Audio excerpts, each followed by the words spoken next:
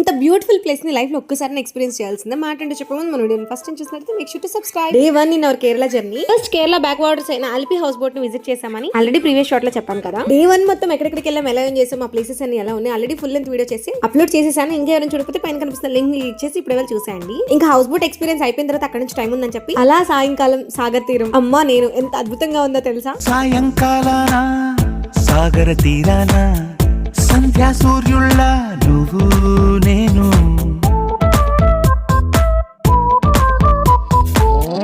వేసవి కాలాన వెన్నెల సమయాన తారా చంద్రుళ్ళ నువ్వు నేను